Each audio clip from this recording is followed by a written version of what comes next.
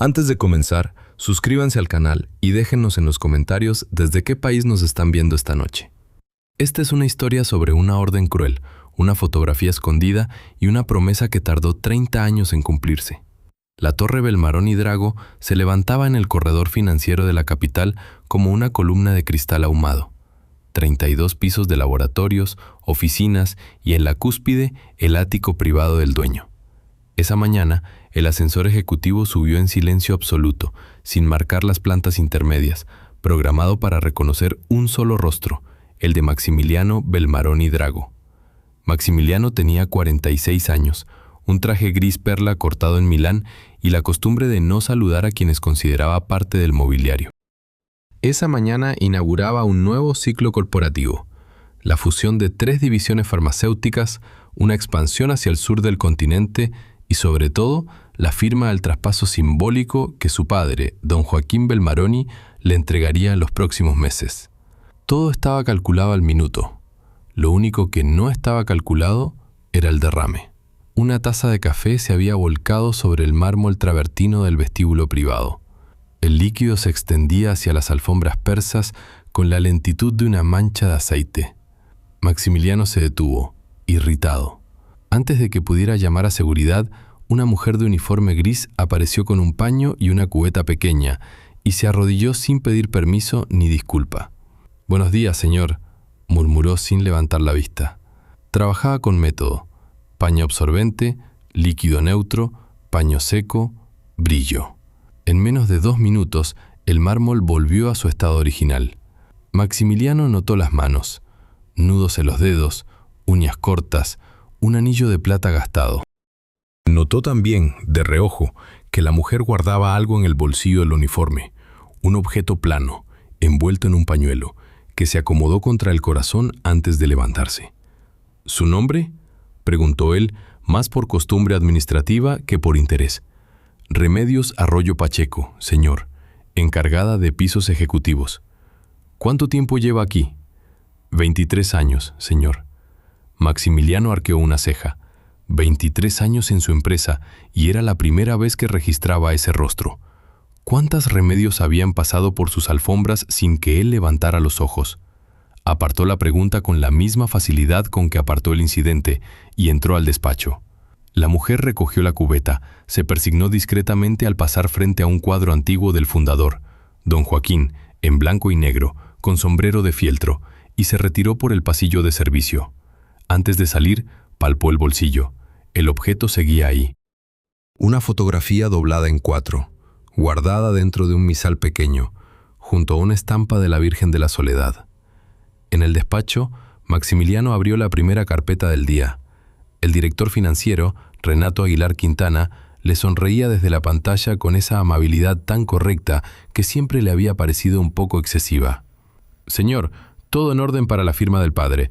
Solo necesitamos su autorización para los nuevos poderes notariales que protegerán el patrimonio durante la transición».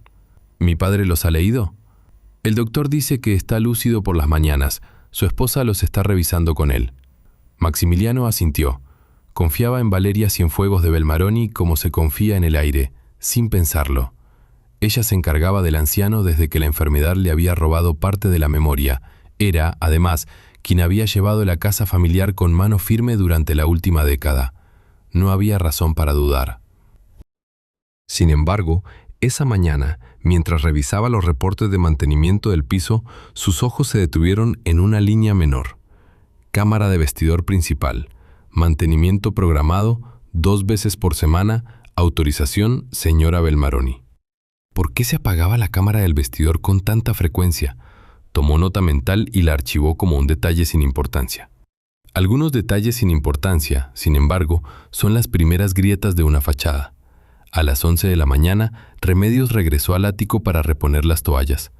Pasó frente al vestidor de la señora Valeria con la mirada baja, como siempre. En el espejo grande vio reflejado, por accidente, el rostro de un hombre que no debía estar allí, Renato Aguilar, el director financiero, hablando muy cerca del oído de la señora. Hablaban en voz tan baja que parecían rezar, pero no rezaban. «Faltan 2 firmas», decía él. «Después, el viejo no podrá tocar nada». Remedios siguió caminando, sin girar el cuello, sin alterar el ritmo. 23 años de servicio le habían enseñado a no oír lo que no debía oír, pero el corazón le subió a la garganta como una piedra.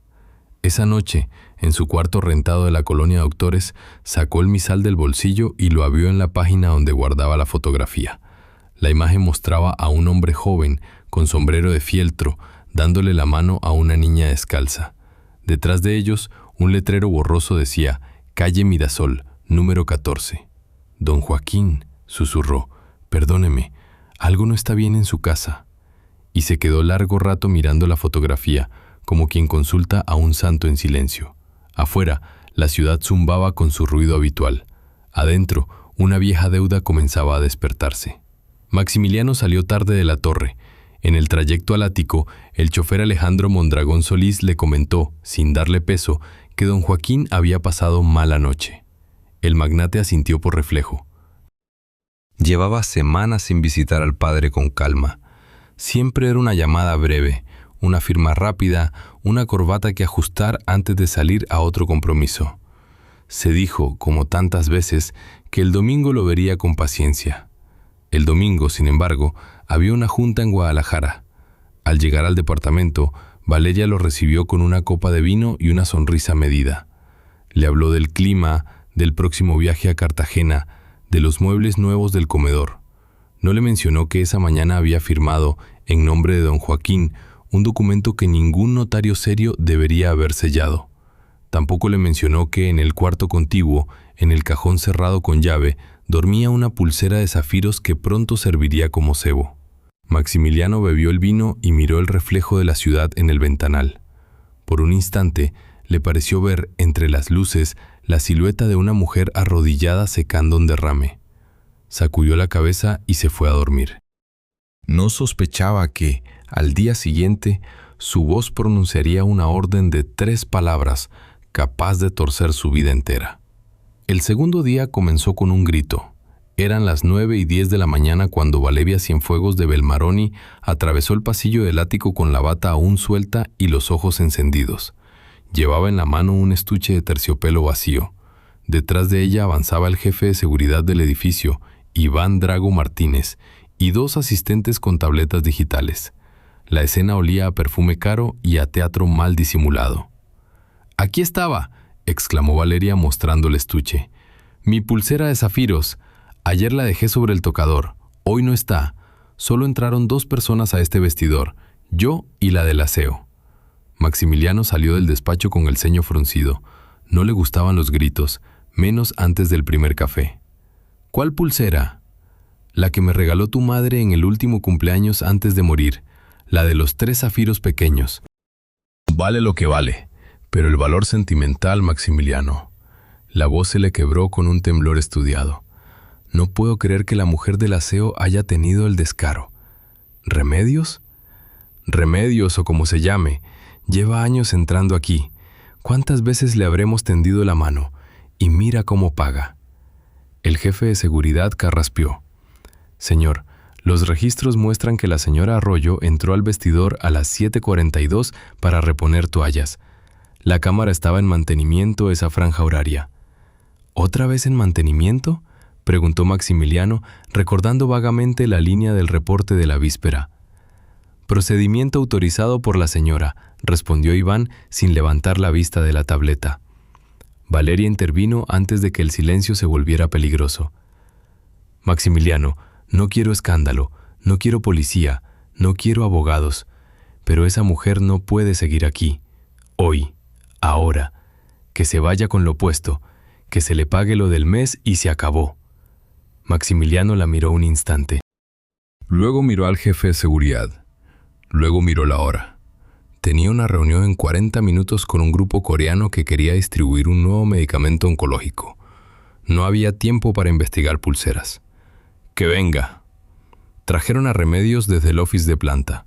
Llegó con el uniforme limpio, las manos cruzadas sobre el delantal, los ojos bajos. No dijo nada. Sabía, por instinto antiguo, que en esa casa el silencio era a veces la única defensa. «Señor Arroyo», dijo Maximiliano con voz neutra, «falta una pieza de joyería al vestidor. ¿Tiene algo que declarar?» «No, señor». ¿Permitiría una revisión de su persona y de su casillero? Sí, señor. La revisaron en la oficina del jefe de seguridad, con una guardia femenina presente. En el casillero, nada. En el bolso, nada.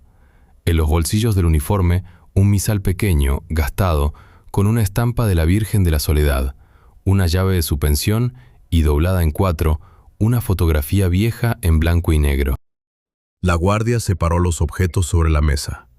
La pulsera de zafiros no apareció. Valeria, que observaba desde la puerta, frunció los labios con un gesto que pasó casi inadvertido. «Maximiliano», dijo regresando al despacho, «las joyas se esconden. Pueden estar en cualquier lugar. No me obligues a llamar a un abogado. Solo despídela. Tírala a la calle. No quiero verla cerca de la familia ni un minuto más». «Valeria, tírala a la calle», repitió ella, despacio, mirándolo a los ojos. «Por la memoria de tu madre». Maximiliano sintió que algo se le cerraba en el pecho. Esa frase, «por la memoria de tu madre», funcionaba en él como un código de obediencia desde hacía años. Apretó la mandíbula y firmó la orden de baja inmediata, sin indemnización adicional, con cláusula de inhabilitación dentro del corporativo. «Que se le pague lo trabajado y se le acompañe a la salida», dijo, sin mirar a Remedios. «Como ordene, señor», respondió el jefe de seguridad. Remedios recogió sus cosas en silencio. Guardó el misal, la llave, la estampa. Cuando estiró la mano hacia la fotografía, el dedo le tembló y el cartón se le escapó. Cayó al piso, abierto, con la imagen hacia arriba. Maximiliano, que ya se daba la vuelta hacia el ascensor, escuchó el roce del papel y miró por reflejo. Lo que vio lo detuvo en seco. Un hombre joven, con sombrero de fieltro, dándole la mano a una niña descalza, en una calle empedrada. El hombre tenía un rostro que Maximiliano conocía mejor que el suyo propio. Era su padre, don Joaquín Belmaroni, 30 años más joven, con esa media sonrisa que solo le aparecía cuando estaba conmovido. Detrás, un letrero. Calle Mirasol, número 14. «¿De dónde sacó usted esa fotografía?», preguntó, en voz baja, casi sin aire. Remedios la recogió con cuidado, la dobló de nuevo y la guardó en el misal. «Me la regaló él, señor, hace mucho tiempo». «¿Quién?». «Don Joaquín». Valeria, desde la puerta, intervino con prisa repentina. «Maximiliano, llegas tarde a la junta». «Esta mujer puede inventar lo que quiera. Iván, acompáñala al elevador de servicio». Iván dudó medio segundo. Maximiliano, sin saber por qué, levantó la mano. «Espere, señor Arroyo, deme su teléfono y su dirección». «No tengo teléfono fijo, señor. La pensión está en Doctores, calle Doctor Bertis, número 210. «Vaya, la buscaré». Valeria abrió la boca para protestar, la cerró sin emitir sonido.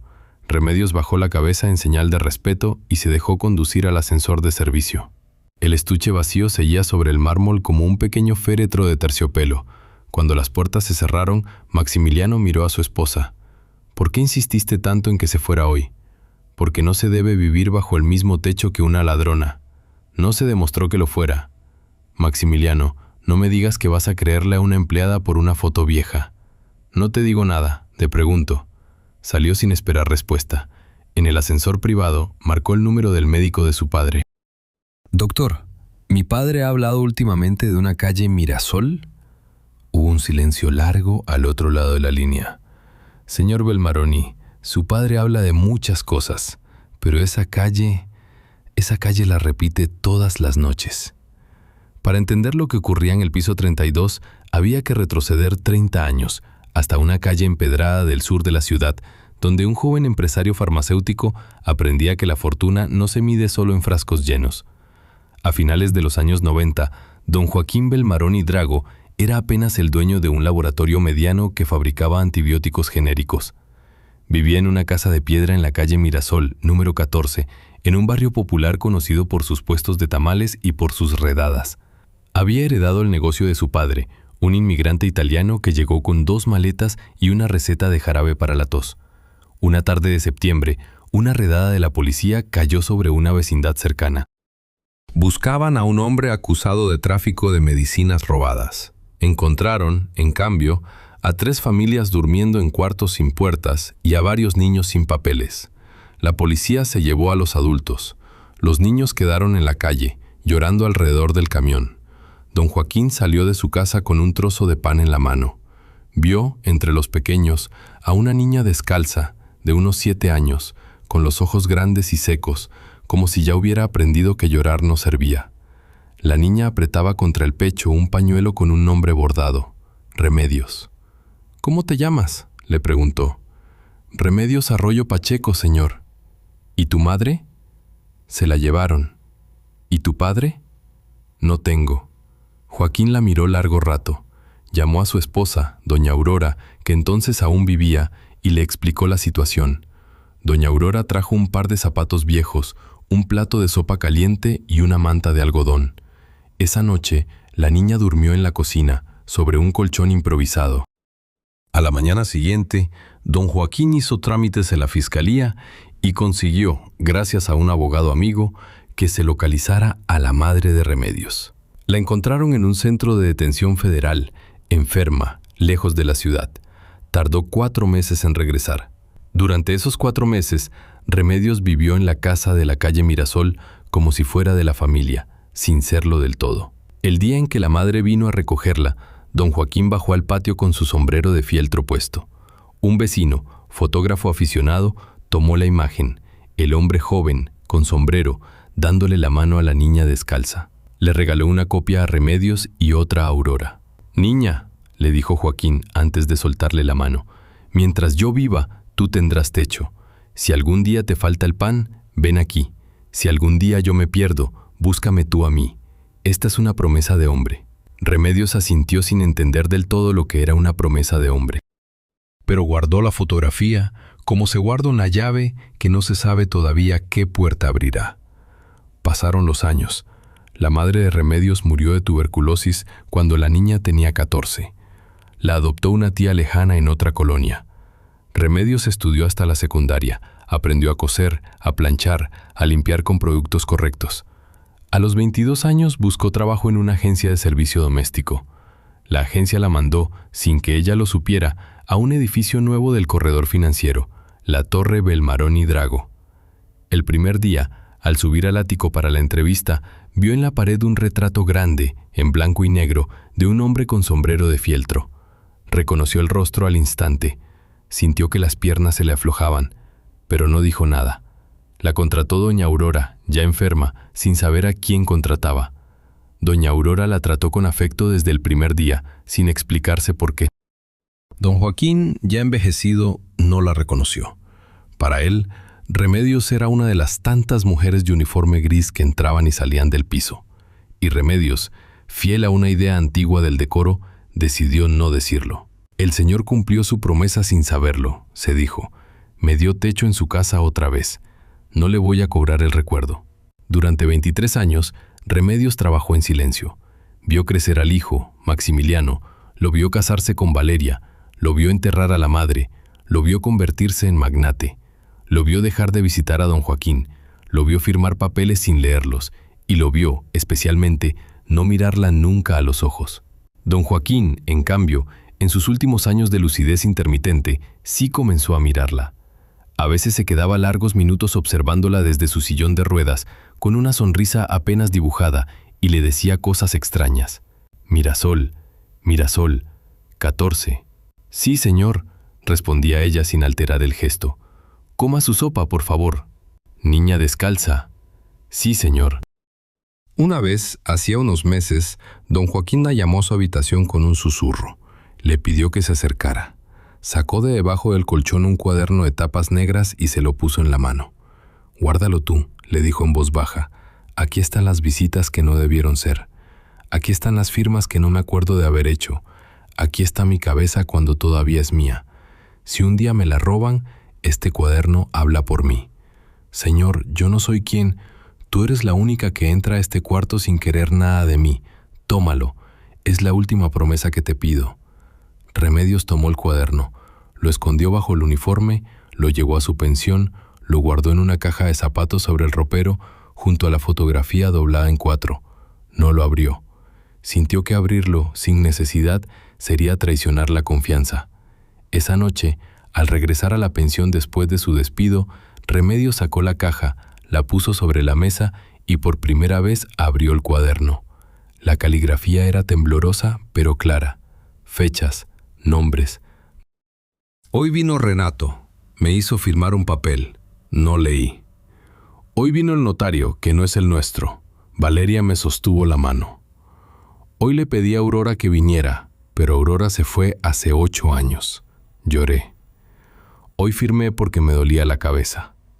Página tras página, meses enteros, una crónica humilde y exacta del despojo silencioso de un anciano.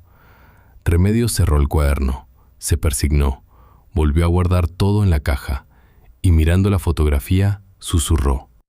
Don Joaquín, su hijo me echó hoy de su casa, pero usted me dio una promesa antes que él una orden.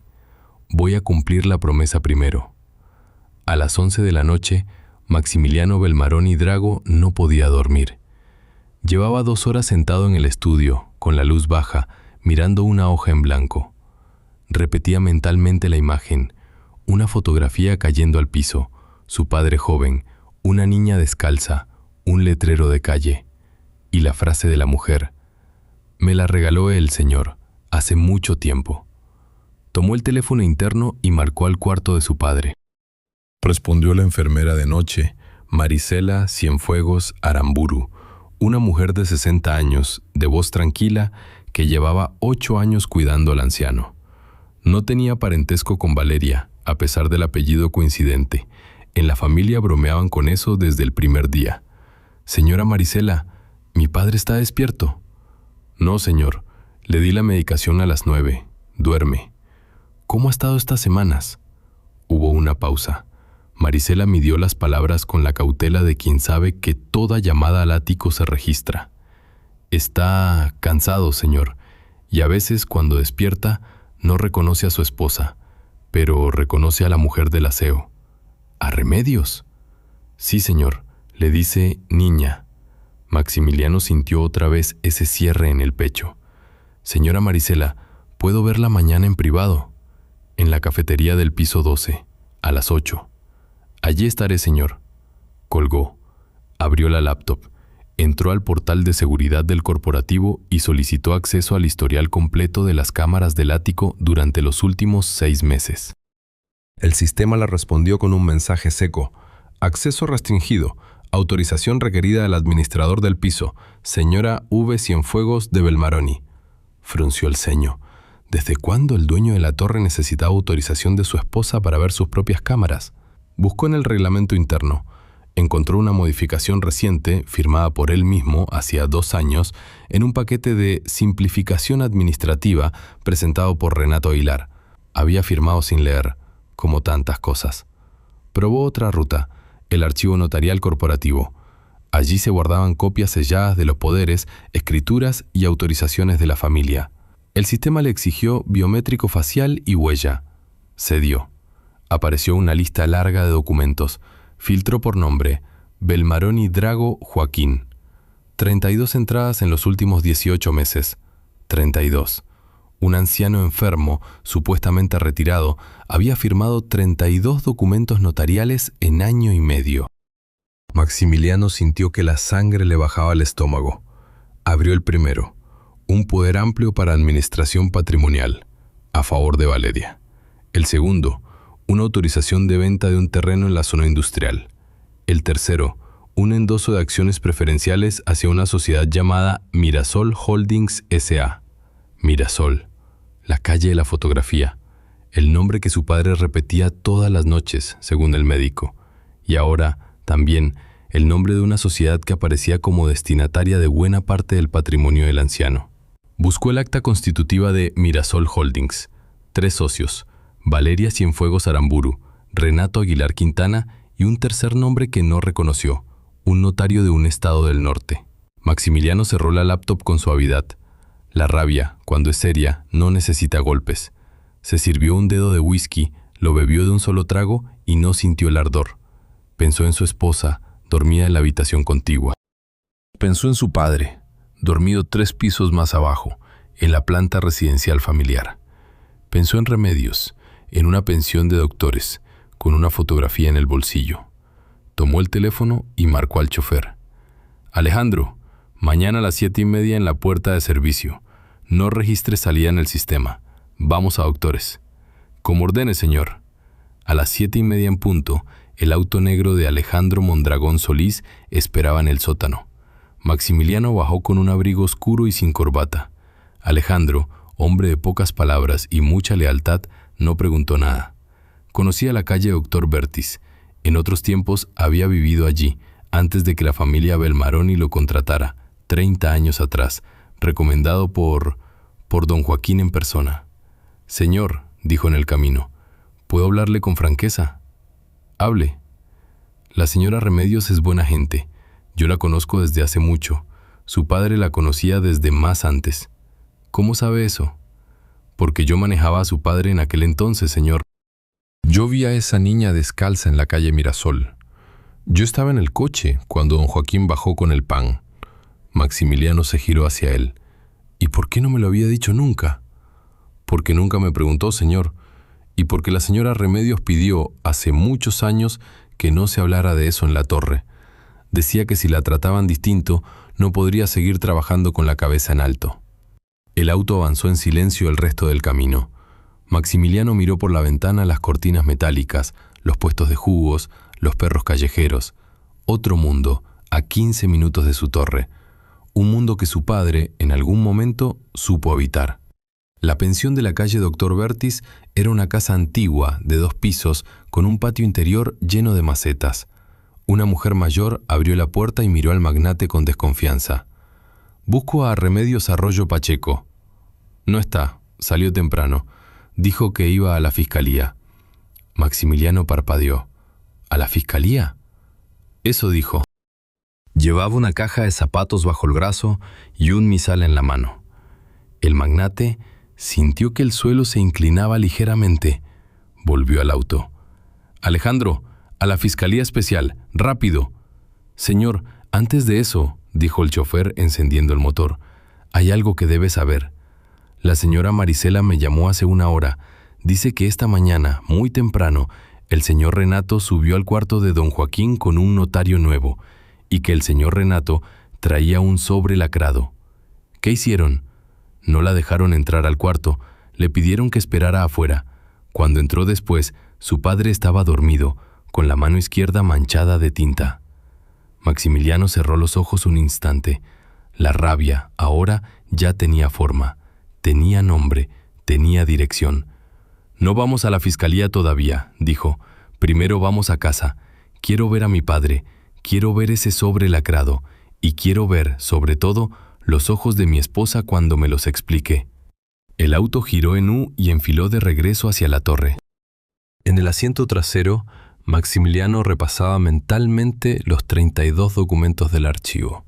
En la pensión de doctores, la dueña cerraba la puerta murmurando «Que Dios la acompañe a esa mujer». Y en una banca de la fiscalía, Remedios Arroyo Pacheco esperaba su turno, con la caja de zapatos sobre las rodillas y el misal entre las manos. La torre Belmaroni Drago tenía 2 sótanos. El primero, visible, albergaba el estacionamiento ejecutivo. El segundo, al que pocos tenían acceso, guardaba el archivo notarial físico de la familia. Cajas etiquetadas con años, expedientes encuadernados en piel, copias selladas que ningún sistema digital había logrado reemplazar del todo, por insistencia del propio don Joaquín, que desconfiaba de las nubes. A las 9:15 de la mañana, Maximiliano bajó al segundo sótano acompañado únicamente por el conserje histórico de la torre, don Anselmo Mondragón Treviño, padre de Alejandro el chofer.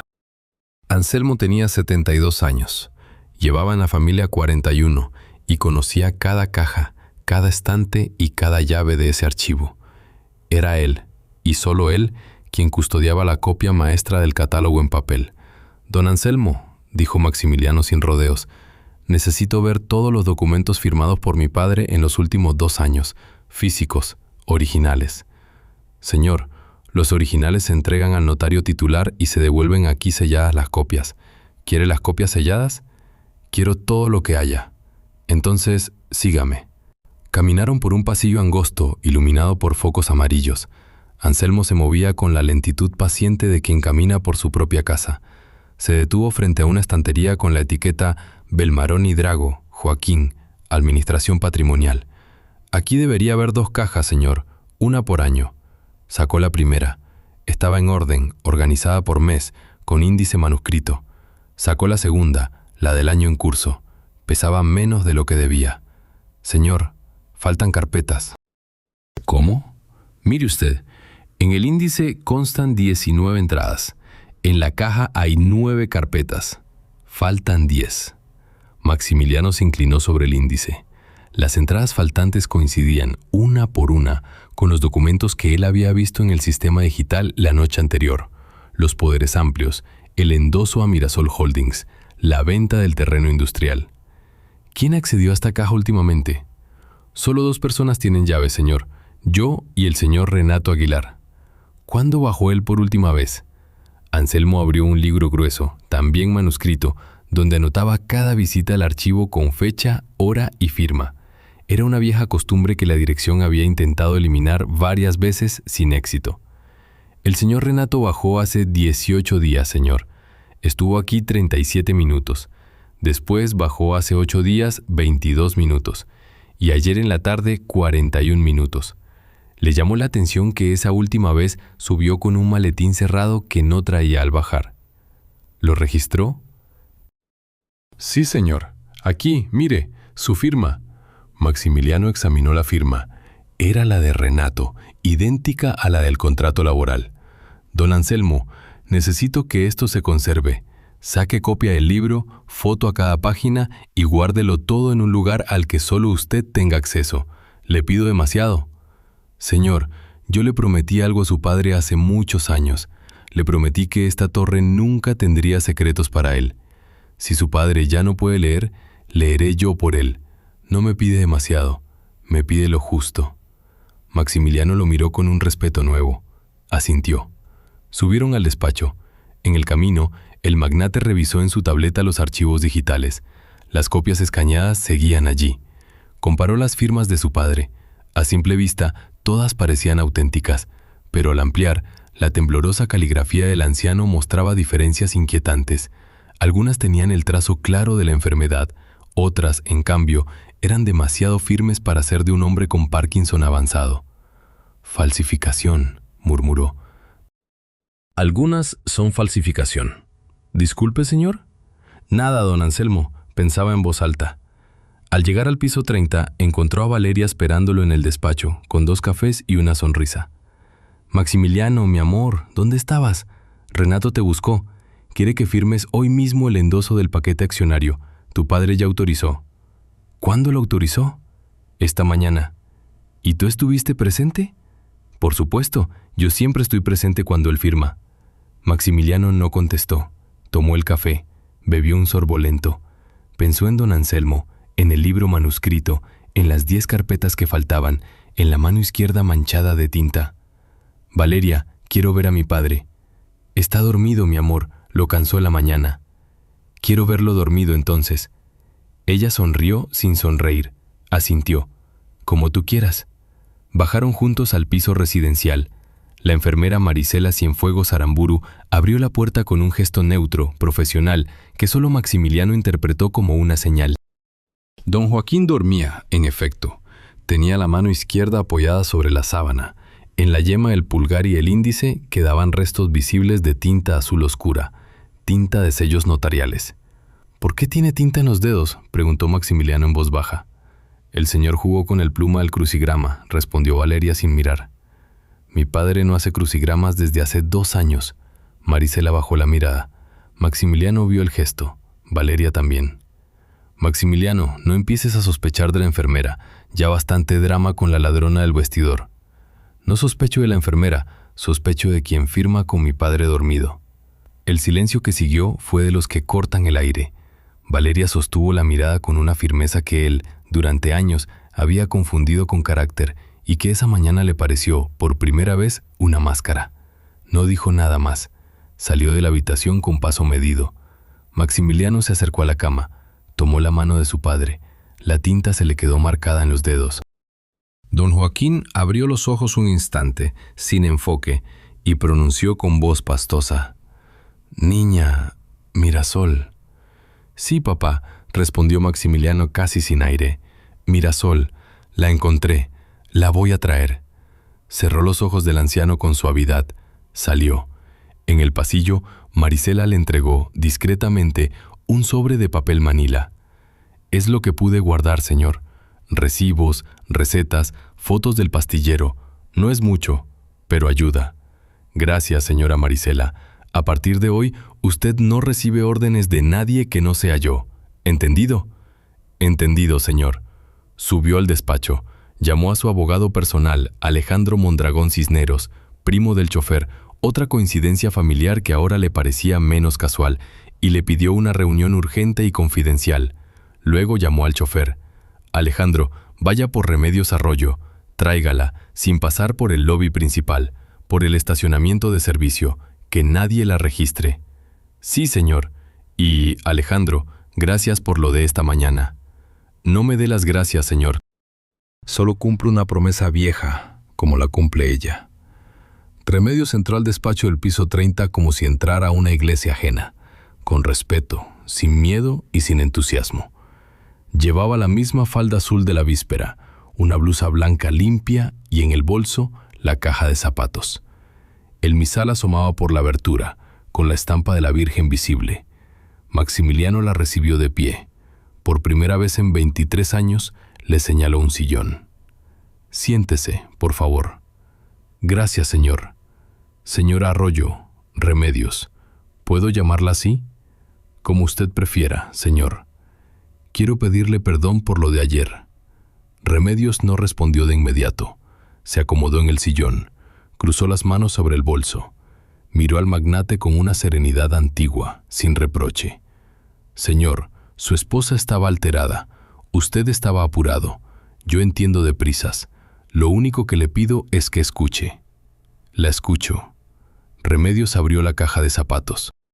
Sacó, en orden, la fotografía doblada en 4, el cuaderno de tapas negras, un sobre con recibos, una libreta pequeña con anotaciones suyas, sus propias horas extras y los días en que la señora le había pedido cosas raras: llevar bandejas con copas extra al estudio cuando supuestamente no había visitas, no entrar al vestidor entre tales y cuales horas, no comentar con Marisela ciertas llegadas. «Esto se lo voy a dejar a usted, señor. Yo ya hice la denuncia esta mañana en la fiscalía. No con su apellido, no con su nombre, solo con lo que vi y lo que oí. El cuaderno me lo dio su padre en persona, hace 6 meses, con una sola instrucción. Si un día le roban la cabeza, este cuaderno habla por él. Le pido que lo lea hoy». «¿Por qué no me lo entregó antes?» «Porque su padre no me pidió entregárselo, me pidió guardarlo. Hoy se lo entrego porque usted me lo ganó». «¿Yo se lo gané?» «Sí, señor. Cuando ayer, en lugar de mandarme escoltada por la policía, me dejó ir con mi misal. Y porque hoy bajó usted a doctores. Su padre habría hecho lo mismo». Maximiliano bajó la mirada, abrió el cuaderno, leyó la primera página, cerró los ojos, leyó la segunda, hojeó hasta la última escrita. Cuando levantó la vista, había envejecido 5 años en 5 minutos. ¿Quiénes más saben de esto? Don Anselmo intuye, Marisela también. Alejandro, su chofer, sospecha. Y un niño. ¿Un niño? El nieto del jardinero, Emiliano Drago Pacheco, 8 años. Acompaña a su abuelo los sábados a podar las jardineras del piso residencial. La semana pasada vio entrar al señor Renato y a la señora Valeria al cuarto de don Joaquín con un señor desconocido, vestido de traje, que cargaba un maletín. El niño me lo contó porque vio que el desconocido sacaba un sello y le decía a su abuelo: «No mire para acá, señor». El niño se asustó y se lo dijo a su abuelo, que me lo dijo a mí. ¿El jardinero declararía? «Si usted lo pide, señor, sí, es hombre de palabra». Lleva 30 años trabajando los sábados aquí, le pagaron en efectivo, nunca se le hizo contrato, pero declarará. Le haremos contrato hoy.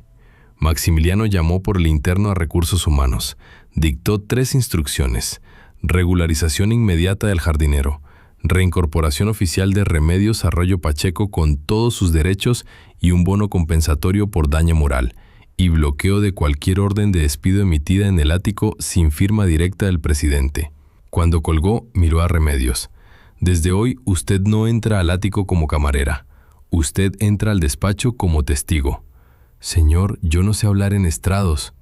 No tendrá que hablar, solo tendrá que decir lo que vio. Yo me encargo del resto. Remedios asintió. Por primera vez en muchos años, sintió que la promesa de don Joaquín se invertía. Ya no era él quien le daba techo, era ella quien le devolvía el suyo. A las 11 de la mañana, el despacho se llenó de figuras discretas.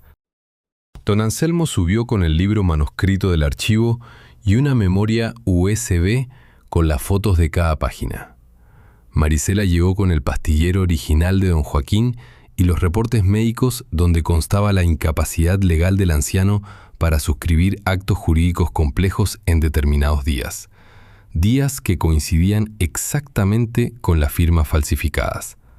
Alejandro Mondragón Solís, el chofer, trajo del estacionamiento al jardinero, don Faustino Drago Esquivel, hombre de manos enormes, sombrero en la mano, y a su nieto Emiliano.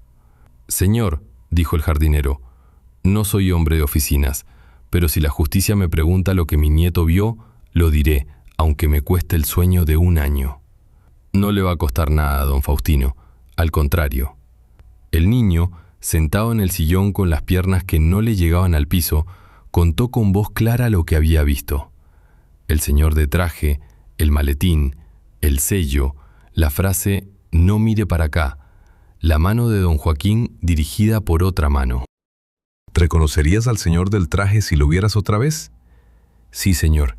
Tenía un anillo grande en el dedo gordo. Maximiliano sacó del cajón una vieja foto institucional de un evento del año anterior. Señaló rostros, uno por uno. El niño negó, hasta que se detuvo en uno. El del anillo. Era el notario del Estado del Norte, el tercer socio de Mirasol Holdings. El círculo se cerraba en silencio. Maximiliano sintió, por primera vez desde hacía años, que estaba rodeado de gente que no quería nada de él, solo querían que la verdad ocupara su lugar. «Señora Remedios», dijo, casi en voz baja, «mi padre alguna vez le hizo a usted una promesa. Yo se la voy a heredar. Mientras yo viva, esta torre no se construirá nunca más sobre la espalda de alguien invisible». Remedios bajó la cabeza, no por sumisión, sino por pudor. La fotografía vieja, sobre la mesa, parecía sonreír en blanco y negro. Esa noche, Maximiliano no volvió al ático. Pidió que prepararan una habitación en el piso residencial, junto al cuarto de su padre. Cenó solo, una cena simple traída del office de empleados. Caldo de pollo, tortillas, un té. Por primera vez en años, comió sin pantalla, sin teléfono, sin agenda. Comió mirando la puerta cerrada del anciano. Después de las 11, Marisela le hizo señas. Don Joaquín estaba despierto, lúcido por momentos. Entró. Lo encontró sentado en el sillón, con la lámpara de lectura encendida y un libro de oraciones abierto sobre las rodillas. Llevaba años sin leer, pero todavía sostenía el libro como si lo leyera. «Papá, Maximiliano, ¿me reconoces?» «Hoy sí, mañana no sé». Se sentó en el banco a su lado, le tomó la mano. La tinta del pulgar ya se había borrado. «Papá, ¿te acuerdas de una calle Mirasol?» Los ojos del anciano se humedecieron lentamente.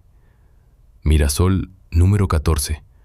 Tu madre cocinaba en esa cocina. Allí dormimos una niña una vez». «¿Te acuerdas de la niña?»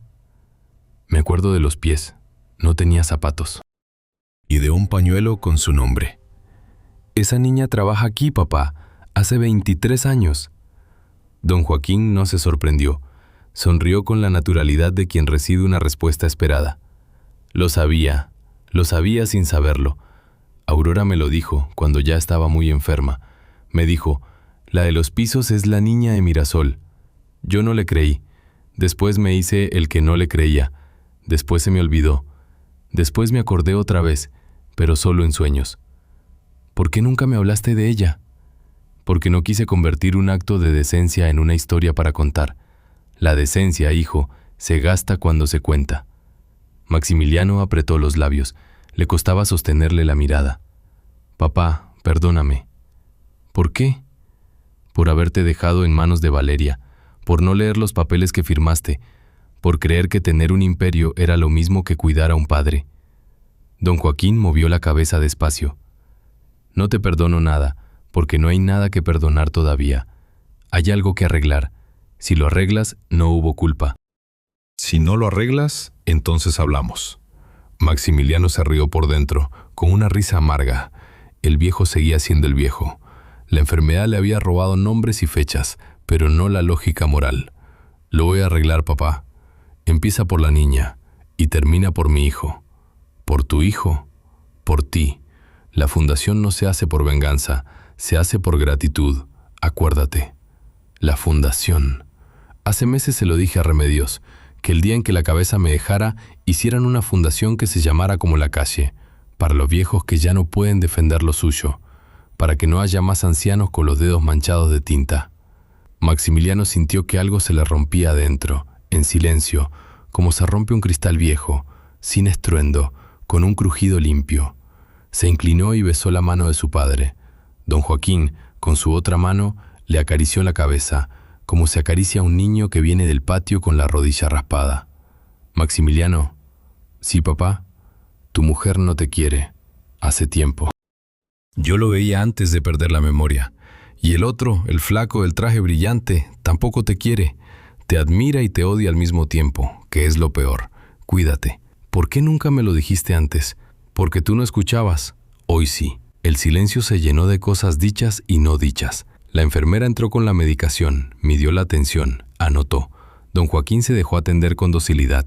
Antes de cerrar los ojos, susurró: Mirasol, hijo, Mirasol. Maximiliano salió al pasillo, se apoyó contra la pared. Por primera vez en años lloró. No mucho, lo justo, con la dignidad de los hombres que descubren tarde que estuvieron lejos sin necesidad. A la 1 de la madrugada recorrió el ático en silencio. Entró al cuarto matrimonial. Valeria dormía, o fingía dormir. La miró un largo rato. Recordó la primera vez que la vio, en una fiesta de la Cámara Empresarial, hacía 18 años.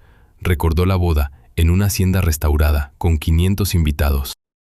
Recordó las vacaciones, los gestos, los silencios crecientes. Se dio cuenta, con una claridad fría, de que llevaba años casado con una desconocida cuidadosamente construida. No la despertó, no le gritó, no abrió cajones. Salió del cuarto, cerró la puerta y bajó al despacho. Allí pasó la noche, leyendo el cuaderno de su padre página por página. Marcó con un lápiz cada fecha sospechosa, cada nombre, cada hora. Al amanecer tenía un mapa. Al amanecer también tenía claro, por primera vez en años, qué clase de hombre quería ser. A las 6 llamó al abogado. Alejandro, ven a la torre a las 8. Trae a alguien de fiscalía especializada en delitos patrimoniales contra adultos mayores. Necesitamos una denuncia limpia, con cadena de custodia desde el primer minuto. No quiero filtraciones. ¿Vamos por todo? Vamos por todo, pero sin gritos. Colgó. Miró por el ventanal. La ciudad despertaba en un amarillo pálido. 30 años atrás, un hombre con sombrero de fieltro había bajado a una calle empedrada con un trozo de pan en la mano. 30 años después, su hijo subía las escaleras de cristal con una decisión en la mano. La promesa, sin saberlo, seguía caminando. A las 7:30 de la mañana, Valeria Cienfuegos de Belmaroni despertó sola. Encontró sobre la almohada de Maximiliano una nota breve, escrita a mano. Tuve que salir temprano. Hablamos al mediodía. No le dio importancia. Bajó al comedor, desayunó café negro y 2 rebanadas de pan tostado y a las 8 llamó por teléfono a Renato Aguilar Quintana. Renato, hoy hay que cerrar lo de Mirasol Holdings. Trae al notario del norte. Mediodía, aquí, no en la oficina. El señor está en la torre desde temprano. Razón de más. Mejor entrar mientras él esté ocupado. Yo le digo a Marisela que se tome 2 horas libres. ¿Y la del aseo? Esa ya no es problema. La saqué ayer. Tírala a la calle, le dije al señor, y la sacó sin chistar. Bien. Colgaron. Ninguno de los dos sabía que, 2 pisos más arriba, Maximiliano escuchaba la conversación a través de un sistema de seguridad que él mismo había mandado activar a las 6:15, con autorización notariada y bajo supervisión de un abogado de la Fiscalía. Era legal. Estaba interviniendo líneas dentro de su propio inmueble corporativo, con orden judicial obtenida de urgencia gracias al cuaderno de su padre y a los reportes médicos de Marisela. En el despacho, además del abogado Alejandro Mondragón Cisneros, estaba la licenciada Camila Aramburu Solórzano, fiscal de delitos patrimoniales contra adultos mayores. Mujer de 40 años, ojos cansados, mucho oficio. Llevaba en una carpeta la denuncia que Remedios había presentado el día anterior, ya integrada a una indagatoria mayor. «Señor Belmaroni», dijo la fiscal, «tenemos elementos suficientes para detener al señor Aguilar y al notario al momento de cometer un acto de falsedad documental flagrante. Si entran hoy al cuarto de su padre con un nuevo documento, podemos intervenir en el acto. Pero necesitamos dos cosas: que su padre esté presente y lúcido para que pueda decir, ante testigos calificados, que no autoriza nada, y que la persona que sostiene la mano del anciano, su esposa en este caso, esté efectivamente sosteniendo esa mano cuando entremos. Mi padre estará. La señora Marisela me confirmó que en las mañanas tiene momentos lúcidos. ¿Y su esposa? Mi esposa va a estar donde siempre está cuando se firma un papel, junto a la mano que firma». La fiscal lo miró un instante. «Señor, esto va a destruir su matrimonio». «Mi matrimonio se destruyó solo, licenciada. Hoy solo estamos levantando el acta». Las horas siguientes se vivieron con la precisión coreografiada de un protocolo médico. A las 9, Marisela administró la medicación matutina a don Joaquín y, en lugar de la dosis habitual de sedante suave que el anciano recibía en los últimos meses por orden de cabecera, orden firmada según los registros por un médico que nunca lo había visto, le dio un placebo idéntico en aspecto. La fiscal había autorizado el cambio con respaldo de un perito médico independiente. Don Joaquín, a las 11, estaba más despierto que en los últimos 3 meses. A las 11:30, Renato Aguilar y el notario del anillo subieron al piso residencial. Traían el sobre lacrado, un folder de cuero negro y la confianza de quien repite un movimiento muchas veces ensayado. En la puerta los recibió Marisela, con expresión profesional. Los hizo pasar al cuarto del anciano. Valeria ya estaba dentro, sentada en el borde de la cama, acariciando la mano izquierda de don Joaquín. La cámara del cuarto, oficialmente en mantenimiento, esa mañana grababa con calidad doble y con redundancia en un servidor externo bajo cadena de custodia fiscal. «Don Joaquín», dijo el notario con voz amable, «solo es una firma rápida para proteger a su familia». El anciano lo miró. Los miró a los tres. Tardó 2 segundos en hablar. Cuando lo hizo, su voz fue clara, firme, exacta. «Yo no autorizo nada. Saquen los papeles de mi cuarto y suéltame la mano, Valeria». Hubo un silencio brevísimo. Valeria, por reflejo, soltó la mano. El notario miró a Renato. Renato miró a Valeria. Valeria reaccionó primero. «Joaquín, mi amor, estás confundido. Es solo una firma para...». «No estoy confundido, estoy despierto. Es distinto». «Papá tiene episodios», dijo Valeria al notario con una sonrisa nerviosa. «No le haga caso. El doctor dice que...». «El doctor no me ha visto en 6 meses, hija. Lo dice el cuaderno». «¿Qué cuaderno?». La puerta se abrió. Entraron Maximiliano, la fiscal, el abogado, 2 agentes y un perito calígrafo. La escena se congeló como una fotografía. El notario soltó el folder. Renato dio medio paso atrás. Valeria se llevó la mano al pecho. «Señores», dijo la fiscal con voz pareja, «quedan detenidos en flagrancia por tentativa de falsedad documental, suplantación notarial y violencia patrimonial contra adulto mayor en grado de tentativa. Tienen derecho a guardar silencio, a comunicar su detención y a designar abogado». Renato intentó hablar. Maximiliano levantó una mano y, sin mirarlo, dijo solamente: «Cállate, Renato. Después hablamos». A Valeria sí la miró. Largo, sin odio, con una pena seca, casi fraternal. «¿Por qué?», le preguntó. «Porque tú no me querías. respondió ella con una sinceridad que casi parecía alivio. Porque tu padre tampoco. Porque esta casa nunca fue mía.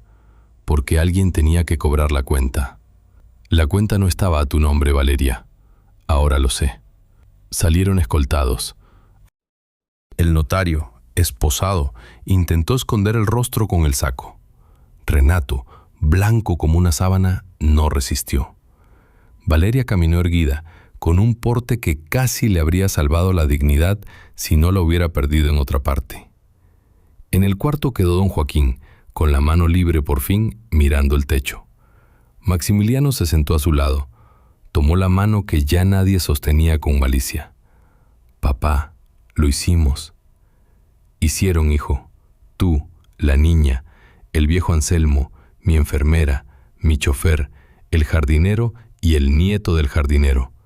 Yo solo dije una frase grande, papá.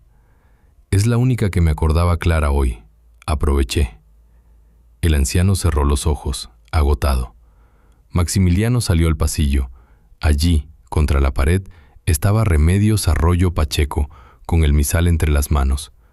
Había subido en el ascensor de servicio, llamada por la fiscal como testigo de cadena de custodia del cuaderno. Señora Remedios, dijo Maximiliano con un nudo en la voz. ¿Faltaba usted? No, señor. Yo estaba aquí desde antes de ayer. Solo no me veían.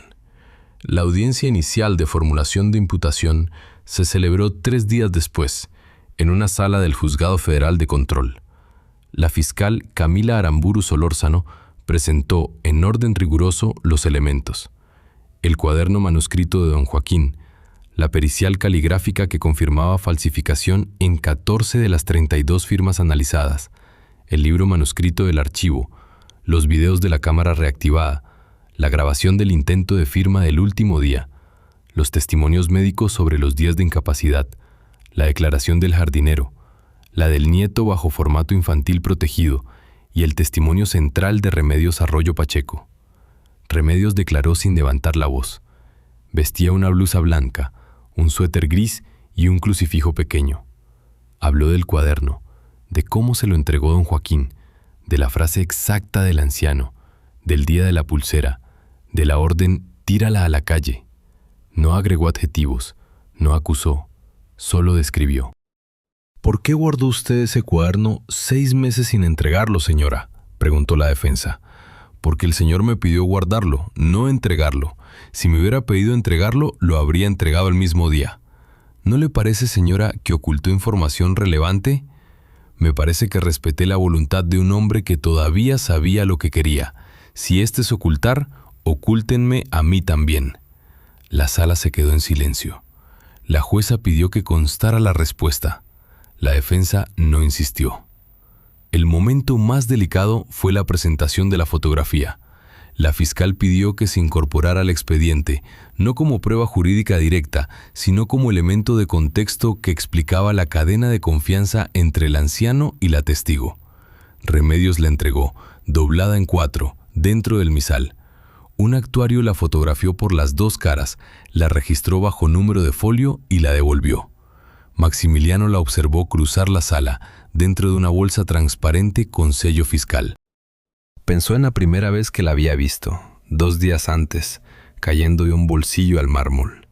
Pensó en su padre joven, en el sombrero de fieltro, en la mano tendida. Pensó en cuánto pesa una imagen vieja cuando se posa, finalmente, en el lugar correcto. Valeria Cienfuegos Aramburu, asesorada por su defensa, optó por un procedimiento abreviado. Reconoció su participación en la falsificación de 5 documentos, en la administración indebida de bienes y en la coordinación con Renato Aguilar Quintana y el notario del Estado del Norte. A cambio, obtuvo una reducción de pena y aceptó la restitución total de los bienes desviados. Renato y el notario optaron por defenderse y enfrentaron el proceso completo. El paquete accionario regresó, en una semana, al patrimonio de don Joaquín. Mirasol Holdings, sociedad anónima, quedó intervenida judicialmente y, en pocos meses, disuelta. El terreno industrial fue restituido y vendido más tarde por la familia, ya con autorización válida, para financiar la fundación que el anciano había soñado. En medio del proceso, Maximiliano firmó la solicitud de divorcio. Sin escándalo público, sin filtraciones, pidió a su equipo de comunicación una sola cosa: que la torre Belmaroni Drago no apareciera esa semana en ninguna nota de sociedad. Cumplieron. Una tarde, ya cerrada la primera fase del proceso, Maximiliano bajó al piso residencial. Don Joaquín estaba en el sillón, frente al ventanal. Remedios le leía en voz alta el libro de oraciones, despacio, deteniéndose en los renglones que el anciano repetía con los labios. La escena tenía una serenidad doméstica que ninguna fotografía corporativa había logrado nunca. «Señora Remedios», dijo Maximiliano desde la puerta, «quiero pedirle algo formal». «Dígame, señor. Quiero que se quede aquí, en esta casa, ya no como empleada, como familia. No le pido que firme nada, le pido que acepte». Remedios cerró el libro despacio. Miró a don Joaquín. El anciano sonrió con los ojos cerrados. «Señor», respondió Remedios, «voy a aceptar bajo una condición: que esta casa también deje de ser solo de la familia, que se abra como debe abrirse. Su padre tiene un proyecto, yo lo conozco. Si quiere, lo trabajamos juntos. La fundación. La fundación. Mañana mismo empezamos». Esa noche, Maximiliano abrió en su despacho un cuaderno nuevo, de tapas negras, igual al de su padre. En la primera página escribió, con su letra clara, «Fundación Mirasol», para que ningún anciano firme con la mano sostenida por otro. Día 1. Lo guardó en el cajón junto a la fotografía original que ahora viajaba en un sobre de archivo. Antes de dormir, miró por el ventanal la línea de luces de la ciudad. Recordó la frase de su padre: «La decencia se gasta cuando se cuenta». Decidió que no la contaría, solo la haría. A la mañana siguiente, en el periódico de mayor circulación nacional, apareció una nota pequeña, sin foto, en la sección de economía: «Reestructuración interna en Laboratorios Belmaroni Drago, salida del director financiero, procesos en curso ante Fiscalía Especializada». Nada más. Las redes sociales hicieron espuma durante unas horas y al no encontrar declaraciones de la familia, perdieron el interés. La discreción, en este caso, había sido la mejor narrativa. Don Anselmo Mondragón Treviño, en el sótano, ordenó los expedientes restituidos, los selló de nuevo y los anotó en su libro manuscrito con la misma caligrafía paciente de 40 años. Al cerrar el tomo, sonrió. Pensó que don Joaquín tenía razón cuando lo contrató. Las nubes pueden caer, el papel bien guardado, no. Marisela Cienfuegos Aramburu solicitó, motu propio, cambiar su contrato a tiempo completo y residente. Quería estar cerca del anciano hasta el final. Maximiliano aceptó y duplicó su salario sin que ella lo pidiera. Alejandro Mondragón Solís, el chofer, recibió, también sin pedirlo, la escritura de un departamento pequeño en una colonia digna, regalo formal de la casa Belmaroni. Lloró en silencio, dentro del auto, antes de dar las gracias. Su padre, don Anselmo, le había dicho hacía décadas: «Cumple tu trabajo como si te estuvieran viendo, aunque nadie te vea». Esa mañana alguien lo había visto. Don Faustino Drago Esquivel firmó por fin un contrato laboral con prestaciones y seguro médico. Su nieto Emiliano recibió una beca escolar de la futura fundación. Y Remedios Arroyo Pacheco, esa noche, en el cuarto que le habían preparado en el piso residencial, sacó el misal del bolsillo, lo abrió en la página de siempre y se dio cuenta de que la fotografía ya no estaba allí. Estaba en el expediente, en el cuaderno, en el corazón de muchas personas. Había hecho su trabajo. Podía descansar. La parte jurídica avanzó sin estridencias durante los meses siguientes. Renato Aguilar Quintana fue condenado a 8 años de prisión por falsedad documental, administración fraudulenta y asociación delictuosa. El notario del Estado del Norte perdió su patente, fue inhabilitado de por vida y recibió una condena de 6 años. Valeria Cienfuegos Aramburu, gracias al procedimiento abreviado, recibió 3 años con beneficios, que cumplió parcialmente bajo arresto domiciliario en una propiedad familiar lejos de la capital. Devolvió hasta el último centavo los bienes desviados. El divorcio se formalizó en 4 meses. Maximiliano no pidió compensaciones más allá de las que la ley imponía. Tampoco las regaló. Cerró el capítulo con la frialdad eficiente con que había cerrado 100 operaciones corporativas. La diferencia, esta vez, era que el cierre lo desocupó por dentro, en lugar de llenarlo. En paralelo, el equipo legal del Grupo Belmaroni emprendió una revisión completa de todos los poderes, mandatos y autorizaciones firmados por don Joaquín en los últimos 5 años. 14 documentos fueron anulados, 4 propiedades regresaron al patrimonio, 2 cuentas en el extranjero, descubiertas en la investigación, fueron repatriadas con intervención de cooperación internacional. A la par, Maximiliano impulsó una reforma interna del corporativo. La primera medida: cualquier documento que comprometiera el patrimonio personal de los miembros de la familia mayores de 70 años requeriría en adelante 2 firmas independientes, del titular y de un defensor designado por una institución externa, más una grabación audiovisual del acto, con dictamen médico el mismo día. La segunda medida: la abolición del mecanismo de mantenimiento programado de cámaras en pisos residenciales. La tercera: una auditoría externa anual del archivo notarial físico, en presencia del conserje histórico, don Anselmo Mondragón Treviño, mientras siguiera en activo. «Señor», dijo Anselmo cuando le presentaron el nuevo reglamento, «esto no es solo un cambio interno, esto es un legado». «Por eso lleva su firma también, don Anselmo». «¿La mía?» «La suya. Si usted no hubiera anotado a mano cada visita al archivo, no habríamos podido probar nada. Quiero que el reglamento lleve su nombre». «Yo solo cumplí mi trabajo, señor». «Justamente por eso». El conserje, por primera vez en 41 años, lloró en el sótano. Lo hizo en silencio, frente a la estantería Belmaroni Drago, Joaquín, Administración Patrimonial, donde una nueva caja, vacía, esperaba ser llenada con buenos papeles.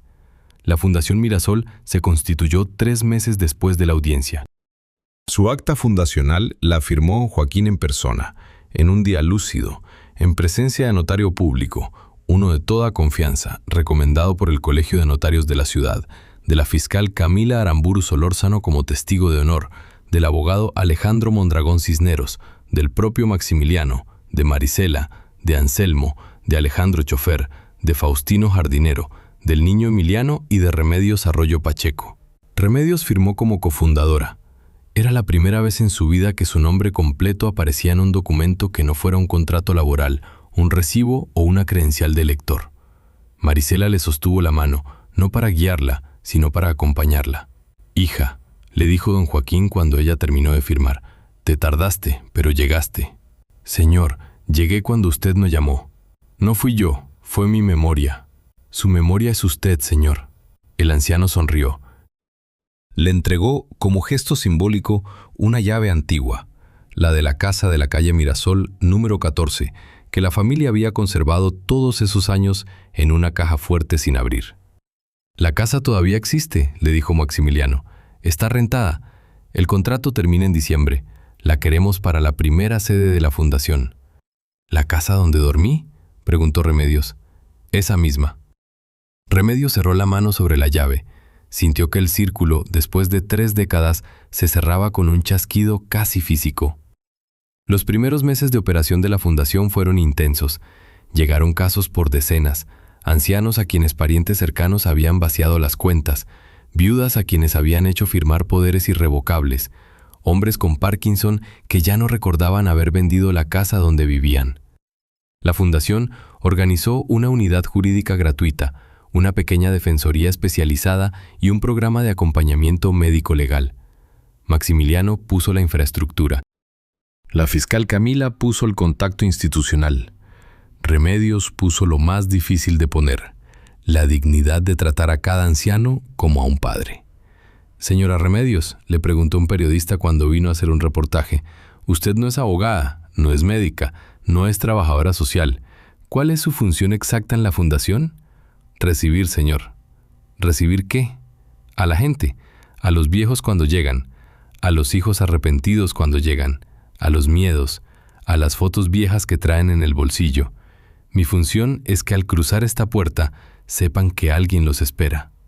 El periodista bajó la libreta. No escribió esa respuesta, la pensó. A los 6 meses de operaciones, la fundación había recuperado patrimonios por sumas equivalentes a varios millones, había acompañado más de 200 casos y había logrado la apertura de una segunda sede en otra ciudad. La prensa especializada la mencionaba ya como un modelo replicable. Una universidad pidió convenio para que los estudiantes de Derecho de los últimos semestres hicieran su servicio social allí. Don Joaquín no alcanzó a ver el final del primer año. Murió una madrugada de marzo, sin ruido, con Marisela tomándole el pulso y Remedios rezando en voz baja a la altura del oído. Maximiliano llegó 10 minutos después. Lo encontraron sentado en el sillón, con el libro de oraciones abierto sobre las rodillas, en la misma página donde meses atrás había hablado claro por última vez. El velorio fue privado, el sepelio sencillo. La esquela del periódico, redactada por Maximiliano, decía solo: Don Joaquín Belmaroni Drago, hombre justo, cumplió. Descanse en paz. La casa de la calle Mirasol, número 14, se reabrió como sede principal de la Fundación Mirasol 6 meses después de la muerte de don Joaquín. La fachada de piedra, conservada, mostraba una nueva placa de bronce a la derecha de la puerta. Fundación Mirasol, en memoria de don Joaquín Belmaroni Drago y de doña Aurora Drago de Belmaroni. Aquí se cumplen promesas.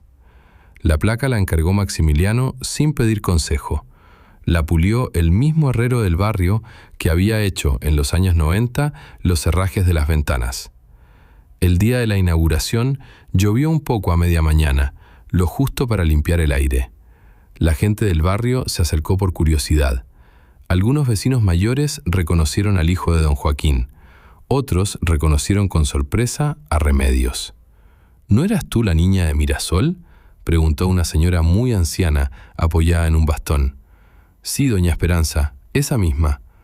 ¿Volviste? Volví. La fundación funcionaba con horarios claros y reglas humildes. Atención de lunes a sábado, de 9 de la mañana a 6 de la tarde. Sin filtros telefónicos, sin secretarias hostiles. Cualquier persona mayor podía pasar sin cita. Si traía un papel, lo revisaban. Si no, le ofrecían café y conversación. A veces la conversación bastaba para destrabar un caso. Maximiliano dividía su tiempo entre la torre y la casa de Mirasol. Reestructuró el corporativo para delegar más operaciones del día a día en una nueva dirección general, encabezada por una ejecutiva externa, ajena a la familia, escogida después de un proceso largo y transparente. El cargo de presidente lo conservó él, pero aligerado. 3 días a la semana trabajaba en la torre, 2 días en Mirasol, sábados libres, domingos para la enfermera y el chofer, también, sin excepciones. La salud emocional del magnate cambió despacio. Bajó 5 kilos, empezó a caminar 30 minutos al día. Se reconcilió, sin grandes gestos, con un par de viejos amigos que había alejado por exceso de trabajo. Volvió a leer novelas.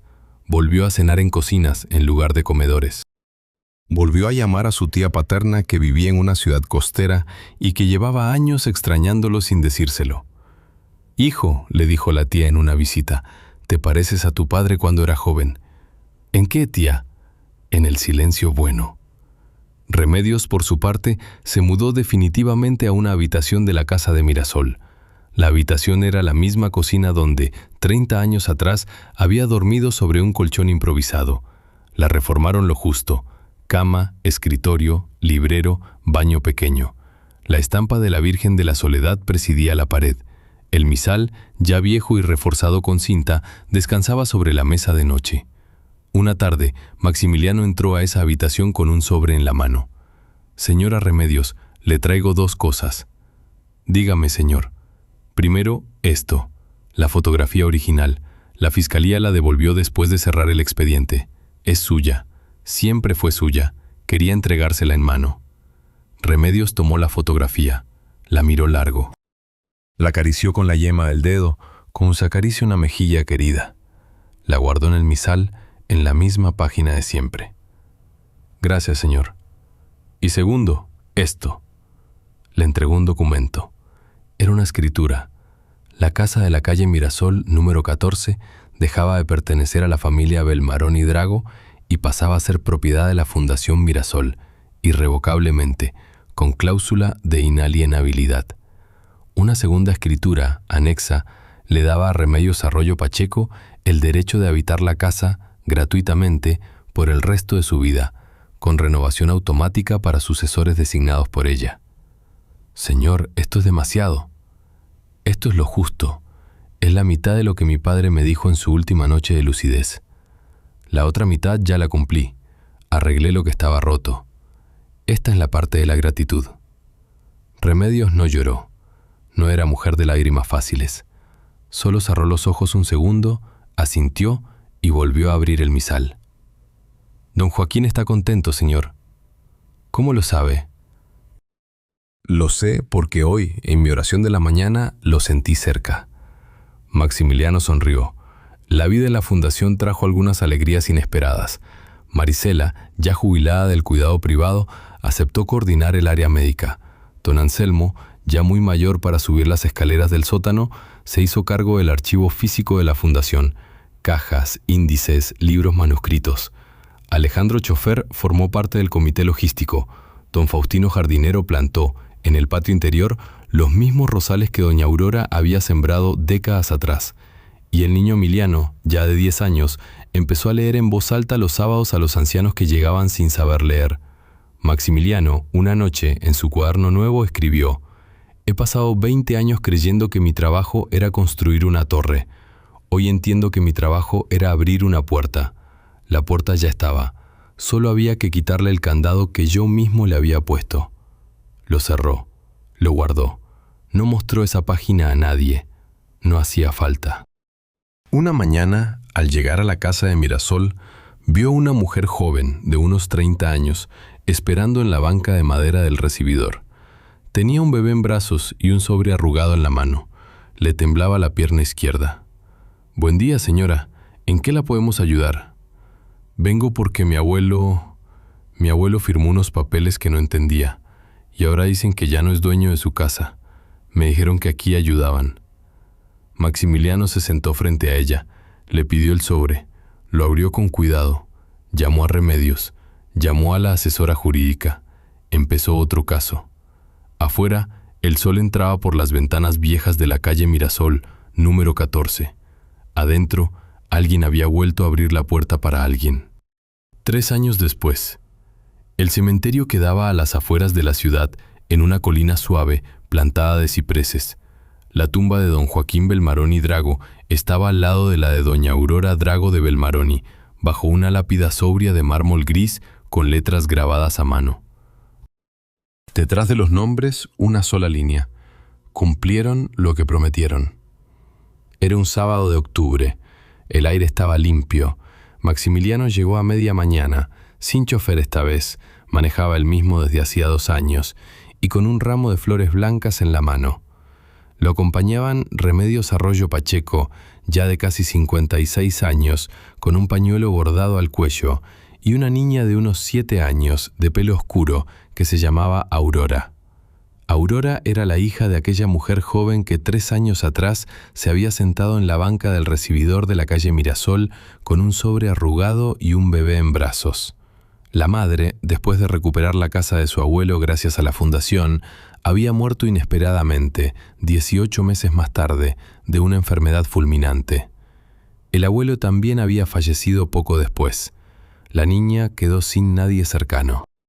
La fundación intervino, los servicios de protección coordinaron el proceso y Maximiliano, con asesoría psicológica y trámite formal, asumió la tutela legal. Remedios se convirtió, sin papeles, en la abuela del corazón. Aurora caminaba entre los 2 adultos, sosteniendo una flor sola, una rosa amarilla cortada esa mañana en el patio de la calle Mirasol. La niña, sin que nadie le explicara, había aprendido a tratar la visita al cementerio como una ceremonia ordinaria, sin miedo y sin tristeza excesiva. Visitar a los muertos, para ella, era visitar a unos parientes que vivían más lejos. «Aquí están, mi vida», dijo Remedios, deteniéndose frente a la lápida. «¿Este es don Joaquín?» «Sí». «¿El de la foto?» «El mismo». Aurora puso la rosa al pie de la lápida, hizo una pequeña reverencia, imitando a Remedios, y se persignó con 2 dedos como había aprendido. Maximiliano puso las flores blancas. Se quedó largo rato en silencio. Pensó en las muchas cosas que no le había dicho su padre cuando podía decírselas, y se consoló pensando que las había hecho, que es la otra forma de decirlas. «Papá», dijo en voz baja, «la fundación tiene ya 5 sedes. La de Mirasol llena la sala todos los días. Aurora aprendió a leer este año. Remedios está bien. Yo estoy mejor. La torre sigue funcionando. No me he vuelto a casar. Todavía no sé si lo haré. Tu nieta del corazón te manda una rosa amarilla. Yo te mando lo de siempre». Remedios sacó el misal del bolso. Estaba más gastado que nunca, reforzado 2 veces con cinta. Abrió la página de siempre. La fotografía vieja, ya restaurada profesionalmente y enmarcada en pequeña escala, seguía allí, junto a la estampa de la Virgen de la Soledad. «Mire, señor», le dijo Maximiliano, «la traigo conmigo siempre. La original está en la fundación, en el vestíbulo, como usted quiso, pero esta copia camina conmigo». «Que camine, señora Remedios, le hace bien al mundo». Volvieron al auto. Aurora se durmió en el asiento trasero a los pocos kilómetros, con la cabeza apoyada en el bolso de Remedios. Maximiliano y Remedios viajaron en silencio gran parte del trayecto. Cerca de la entrada a la ciudad, el magnate habló. «Señora Remedios, le quería decir algo». «Dígame, señor». «La nueva sede del norte va a llevar su nombre». «No, señor». «¿No?» «No. Que lleve el nombre de mi madre. Se llamaba María Pacheco Soto. Murió de tuberculosis cuando yo tenía 14. Nadie supo nunca quién era. Si va a llevar nombre, que sea el de ella. A mí, su padre ya me dio nombre suficiente cuando me dio techo. Yo no necesito más». Maximiliano asintió. Pensó que cada respuesta de esa mujer, durante 3 años, había sido exactamente así, precisa, breve, generosa hacia atrás. Pensó también que la sede del norte llevaría el nombre de María Pacheco Soto, sin discusión. Llegaron a la casa de la calle Mirasol al mediodía. Don Anselmo, ya muy viejo y con bastón, los esperaba en el patio, sentado bajo el rosal de doña Aurora. Marisela y Alejandro chofer terminaban de almorzar en la cocina. Don Faustino jardinero podaba las hojas secas. Emiliano, ya adolescente de 13 años, estudiaba para un examen en el comedor, con los audífonos puestos. La casa olía a tomillo, a tortilla recién hecha y a libros viejos. Aurora despertó cuando se detuvo el auto. Bajó corriendo a abrazar a don Anselmo, que la recibió con el bastón al lado y los brazos abiertos. El viejo conserje le había enseñado en los últimos meses a llevar un libro manuscrito de visitas en la entrada de la casa, igual al que él había llevado toda su vida en el sótano de la torre. «¿Cuántos vinieron hoy, don Anselmo?», preguntó la niña profesional. 11, Aurorita, 9 viejos y 2 hijas arrepentidas. ¿Las atendió usted? Las atendió Remedios, yo solo apunté. Bien apuntado. Maximiliano sonrió desde el portón. Se quedó observando, sin entrar de inmediato. La escena era sencilla y sin embargo contenía todo lo que durante años había buscado en otra parte. Una casa con gente verdadera adentro. Después del almuerzo, mientras Aurora dibujaba en el patio y Remedios revisaba un caso nuevo con la asesora jurídica, Maximiliano subió al pequeño despacho del primer piso. Allí estaba la fotografía original, enmarcada en madera oscura, colgada al lado del acta fundacional de la Fundación Mirasol. Debajo, una placa pequeña decía solo: «Mientras yo viva, tú tendrás techo». Se sentó frente a ella. Abrió su cuaderno negro, ya en el tomo 3. Escribió: «Hoy fuimos al cementerio. Aurora dejó una rosa amarilla. Remedios llevó la copia. Yo llevé las flores blancas. La sede del norte se llamará María Pacheco Soto. No hay nada más que añadir hoy. Todo está por fin en su lugar». Cerró el cuaderno, bajó al patio, se sentó junto a Aurora. «¿Qué dibujas, mi vida?» «Una casa con una puerta abierta». «¿Y quién vive ahí?» «Nosotros y los que vienen». «Buen plan», la niña se rió. Remedios, desde el corredor, escuchó la risa y sonrió. Don Anselmo, en su silla, cerró los ojos al sol. Doña Aurora, en algún lugar, también. Don Joaquín, también. 3 calles más allá, en la avenida principal, una camioneta de la fundación salía rumbo al norte, con cajas de expedientes nuevos y una placa de bronce en el asiento del copiloto, lista para colocarse al día siguiente en la fachada de la próxima sede. La placa decía: Sede María Pacheco Soto, Fundación Mirasol. Aquí se cumplen promesas. Las promesas, cuando son verdaderas, no envejecen, solo cambian de mano, a veces de generación, a veces de calle, a veces de fotografía, pero siguen caminando, en silencio, hasta que alguien las recoge del suelo, las desdobla en 4 y las lee al fin con los ojos limpios. Y entonces, sin necesidad de levantar la voz, el bien gana. No con escándalo, no con venganza. Con una puerta abierta en una casa de piedra, en la calle Mirasol, número 14, en una ciudad que sigue zumbando, indiferente, mientras adentro alguien sirve café a un anciano y le dice simplemente: «Pase, señor, lo estábamos esperando».